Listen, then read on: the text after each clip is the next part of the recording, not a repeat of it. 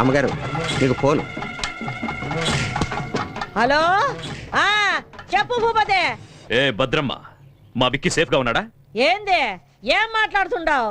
నీ కొడుకుండేదే ఈ భద్రమ్మ కోటలో భద్రంగా ఉండాడు. ఆడి గురించి దిగులు పడమాక. నీ కొడుకు రాజు మహారాజులా ఉండాడు. వాడు నీ దగ్గర సేఫ్ గా ఉన్నాడని పోలీసులకు తెలిసిపోయింది. ఎందుకైనా మంచిది జాగ్రత్తగా ఉండండి. రేయ్, ఈ భద్రమ్మ కోటకి పోలీసులు వస్తారా?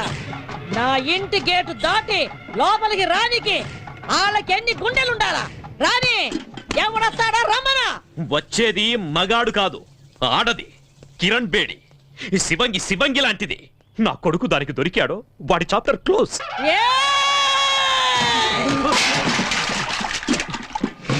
మొత్తం